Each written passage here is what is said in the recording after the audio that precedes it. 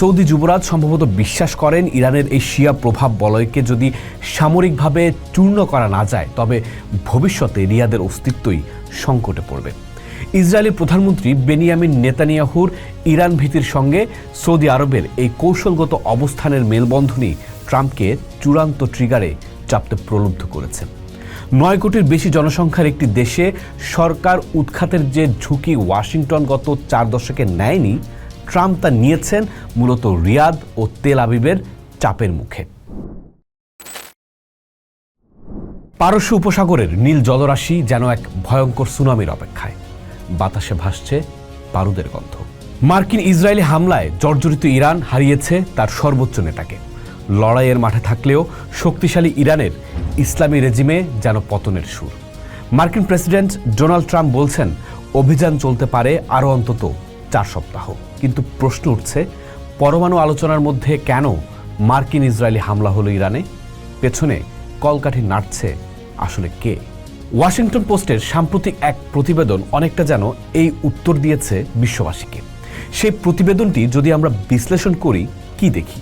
দেখা যায় ডোনাল্ড ট্রাম্পের হোয়াইট হাউসে প্রত্যাবর্তনের পর থেকেই সৌদি যুবরাজ মোহাম্মদ বিন সালমানের আনাগোনা বাড়তে থাকে সেখানে।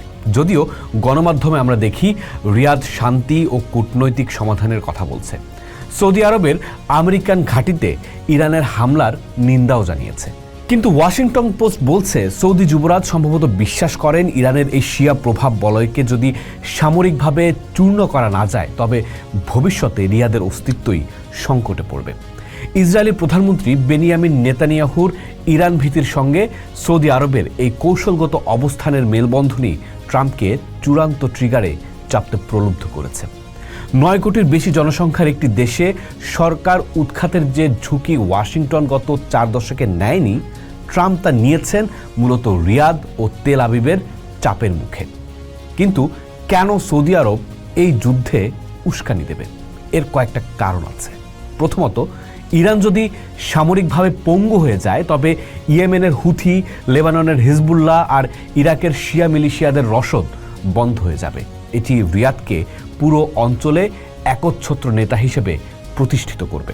দ্বিতীয়ত, ট্রাম্পের বিশেষ দূত স্টিভ উইটকফ এবং জামাতা জ্যারেড কুশনার যখন জেনেভায় ইরানি কর্মকর্তাদের সাথে আলোচনা করছিলেন, তখন রিয়াদ একদিকে নিজেদের নিরাপদ রাখতে আকাশসীমা ব্যবহার করতে না দেওয়ার বিবৃতি দিচ্ছিল, আবার গোপনে ওয়াশিংটনকে বলছিল এখনই হামলা না করলে ইরান আরও বিপজ্জনক হয়ে উঠবে। ইরান যখন সৌদি আরবের ওপর প্রতিশোধমূলক হামলা চালাচ্ছিল তখন রিয়াদের ক্ষুব্ধ বিবৃতি প্রমাণ করে যে তারা আগুনের সাথে খেলছিল এবং এখন সেই আগুনের আঁচ তাদের নিজেদের আঙ্গিনায় পৌঁছাচ্ছে। ইরানের বর্তমান কৌশল হলো, আমরা যদি না থাকি তবে আর কেউ থাকবে না। তেহরানের নতুন সম্ভাব্য নেতা আলী লারিজানি স্পষ্ট করে দিয়েছেন যে দুবাই বা দোহার গ্লাস ঘেরা অট্টালিকার ততক্ষণই নিরাপদ যতক্ষণ ইরানের মাটি নিরাপদ। ইরান জানে প্রচলিত আধুনিক সমরাস্ত্রে তারা আমেরিকা বা ইসরায়েলের সমকক্ষ না, তাই তারা কাতার, কুয়েত বা বাহরাইনের মার্কিন ঘাঁটিগুলোকে লক্ষ্য করে ক্ষেপণাস্ত্র ছুড়ে তারা ওয়াশিংটনকে এই বার্তা দিচ্ছে যে মধ্যপ্রাচ্যের জ্বালানি সরবরাহ ব্যবস্থা তাদের হাতের মুঠোয়। দুবাইয়ের বাণিজ্যিক কেন্দ্রে আঘাত হানা মানে হলো বিশ্ব অর্থনীতিতে কম্পন সৃষ্টি করা। এটি এক ধরনের আঞ্চলিক জিম্মি দশা যা মূলত প্রতিবেশী আরব দেশগুলোকে বাধ্য করবে ওয়াশিংটনকে থামাতে। আর ইরানের এই চালেই কাতার বা সংযুক্ত আরব আমিরাতের মতো দেশগুলো পড়েছে এক অস্তিত্ব সংকটে। প্রশ্ন হচ্ছে, আমেরিকার তাবেদার এই রাষ্ট্রগুলো কি ইসরায়েল আমেরিকার সহযোগী হিসেবে চিহ্নিত হয়ে নিজেদের অভ্যন্তরীণ বৈধতা হারাবে, নাকি ইরানের সাথে সংঘাতে লিপ্ত হবে? এখানে একটি গুরুত্বপূর্ণ মোড় নিয়ে আসতে পারে পেনিনসুলা শিল্ড ফোর্স। উপসাগরীয় দেশগুলো হয়তো সরাসরি মার্কিন জোটের অংশ না হয়ে নিজেদের সম্মিলিত সামরিক শক্তির অধীনে যাওয়ার চেষ্টা করবে। এটি তাদের সার্বভৌমত্ব রক্ষার দাবিকে জোরালো করবে। আবার ইরানের কাছে এই বার্তাও যাবে যে তারা কেবল পশ্চিমাদের ক্রীড়নক নয়। কিন্তু বাস্তব সত্য হলো, মরুভূমির এই দেশগুলোতে পানি লবণমুক্ত করার প্ল্যান্ট বা বিদ্যুৎ কেন্দ্রগুলো আক্রান্ত হলে কয়েক দিনের মধ্যে সেখানে মানবিক বিপর্যয় নেমে আসতে পারে। খামেনি পরবর্তী যুগে মুস্তফা খামেনি বা সামরিক কট্টরপন্থীরা যদি ক্ষমতার কেন্দ্রবিন্দুতে আসেন তবে তারা টিকে থাকার জন্য আরও বেশি আগ্রাসী হতে পারেন। তখন এই যুদ্ধের পরিণতি কেবল ইরান বা আরবের মধ্যে সীমাবদ্ধ থাকবে না। ট্রাম্প যে বাজি ধরেছেন আকাশপথে হামলা চালিয়ে মাটিতে রাজনৈতিক লক্ষ্য অর্জন, তা ইতিহাসে খুব কমই সফলতার মুখ দেখেছে।